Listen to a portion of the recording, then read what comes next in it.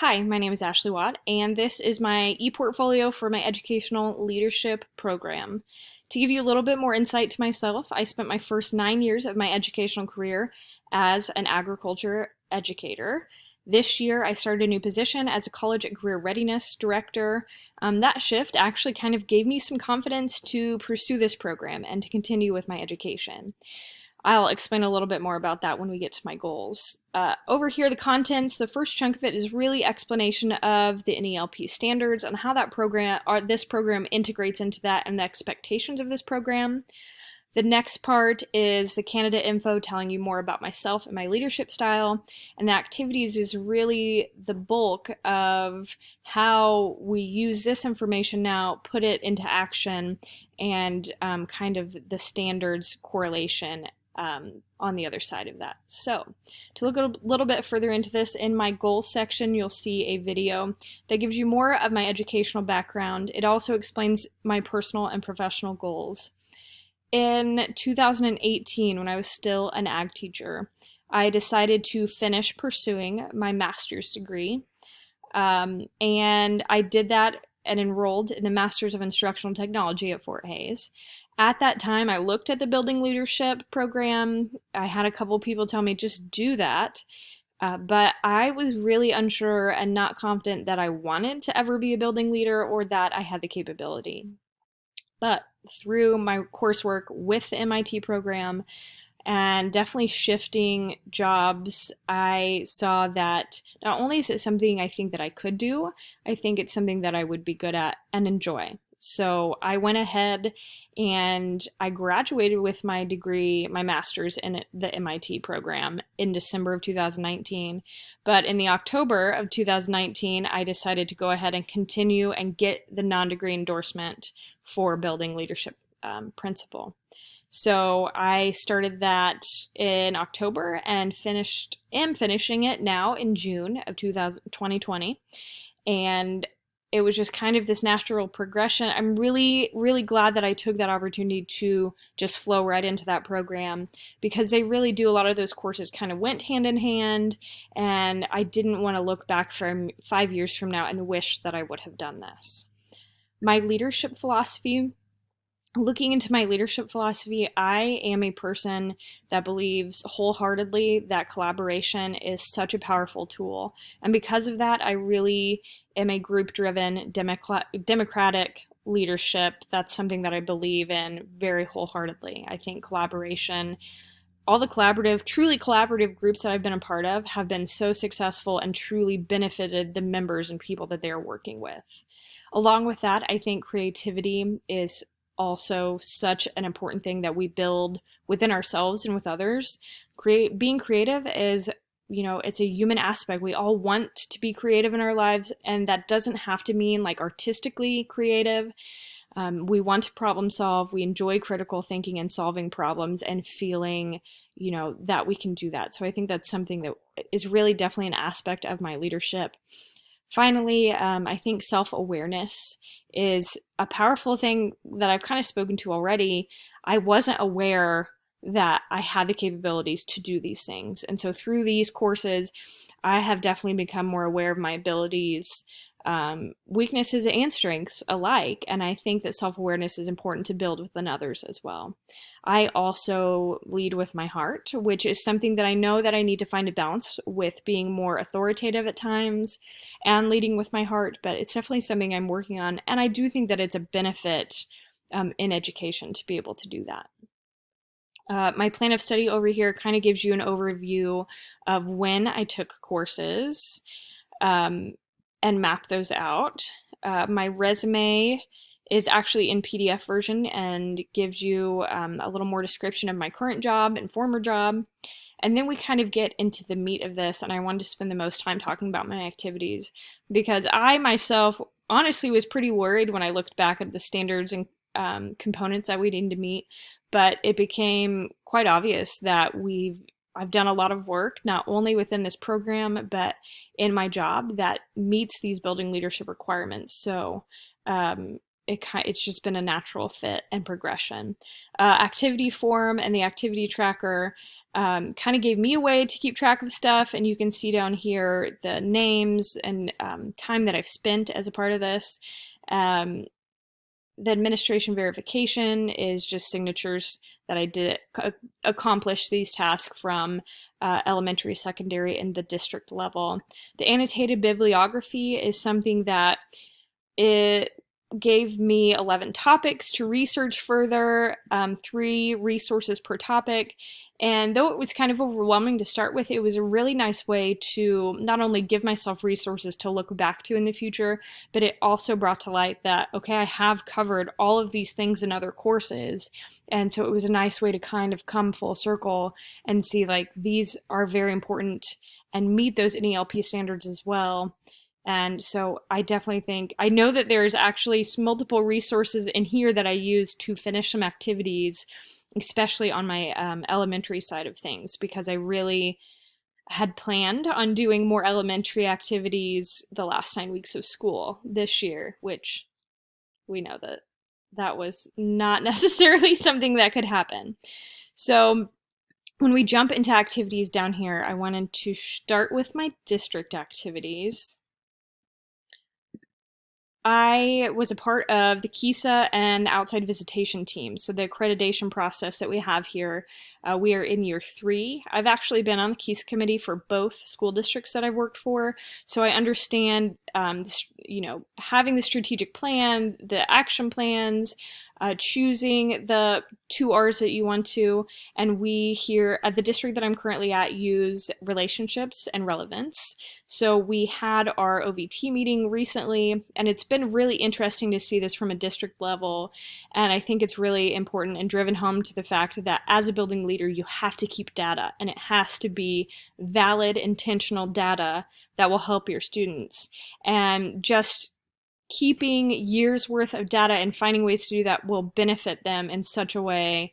I know that it can be tedious and time consuming, but it is very important, not only for your accreditation and strategic plan, but also to truly find the programs that benefit your students.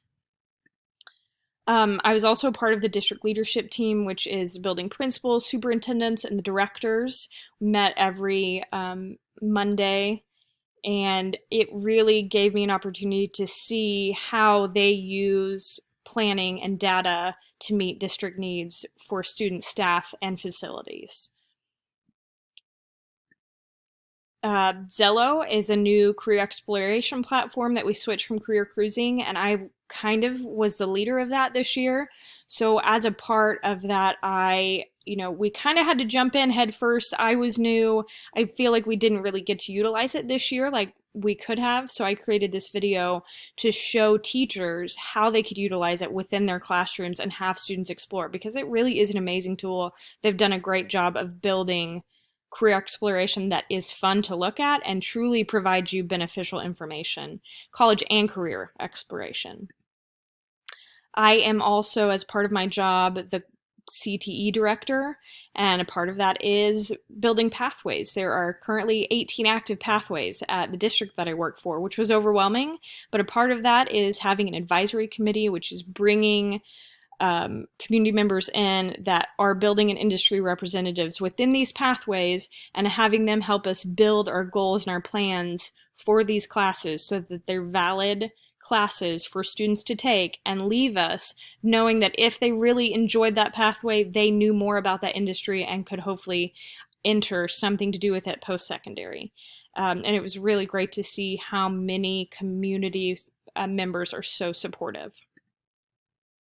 I attended all of the Board of Education meetings, which is, kind of this culmination of the building leadership, district leadership teams together, and now we're taking it to a Board of Education level. So, I got to see some policies worked on from beginning to end. Our last professional development day, we had to do distance-wise, and so this is how we came about with actually creating that. And now I'm going to shift to my elementary activities. And I'm going to go a little bit faster through these because I definitely want to get through my secondary. I have 10 in my secondary. So as a part of this, I did use one case study from my introduction to admin courses. I could not walk away from this without doing something with COVID. And so I developed this infographic for COVID precautions as we come back. None of them are set in stone, obviously, but kind of describing like how to put on and take care of a mask if you choose to wear one. There's also coping resources as a part of that. I think that's something that's really important that might be a little looked over in spots, but I think it was something important that I do. This was really interesting, developing a community digital map.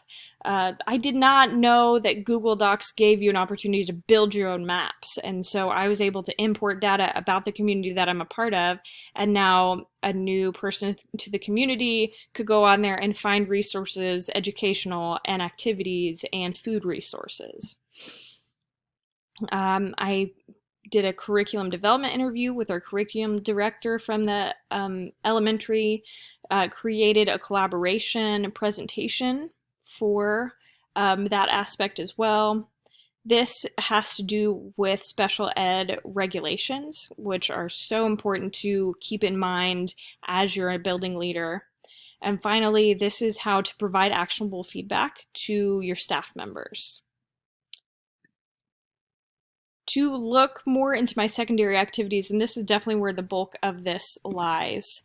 I was a member of the building leadership team. We met every month, looked at policies, looked at really all aspects of leadership and how we want to take data and how we want to help our students succeed. This was something that I created and was kind of all on my shoulders, was this senior success interviews. So instead of having a traditional parent-teacher conference in the spring, these seniors, and we had, I think, 51 out of 54 participate. 2 of them were going to come back and do theirs when we got back to school, but we didn't get back to school. They scheduled, came, brought a resume, and sat down with a community member and went through a mock job interview. And after the fact, the community members did an awesome job of helping them, giving them some tips, and even offering some of them jobs. So that was kind of a unique experience, and I'm very proud of our seniors for that many of them taking that opportunity and taking it very seriously, because this is something that at some point they're going to have to do some sort of interview. This is my People First Language video from an activity that I did within the special education course that's a part of this program. Another thing that I'm in charge of now is my job. I'm the Edgenuity Director, which is our online courseware. We utilize it for independent study courses throughout the year, and during the school we do a credit recovery summer school. So this information here is really focused around me being the summer school coordinator. I am the IPS committee chair, so the individual plans of study, and we've really done a lot of deep look, and we're planning on doing more into how do we network what the students need to know as a high schooler, what they need to know post-secondary into their IPS program, as well as using the new Zello platform to do so. Student-led parent-teacher conferences, I really kind of took lead in developing this new chart or checklist that is utilized by the teachers and students together to sit down and talk with their parents. And we had about, I want to say 92% participation rate in our conferences, which is awesome. This is a module that I did through some of my leadership courses, or the building leadership courses, and it had me looking at internal and external communications and describing how those work within the community. This really came at a good time for me because I'm completely new to this community. I don't live within it, and it allowed me to look at some things and realize some things I didn't know before. Procedure and policy building. This is an infographic that I came up with about how we need to go about the rules of the admission gate, and I think it's something that we have to realize that policies and procedures have to be in place to make sure that everybody is doing things right.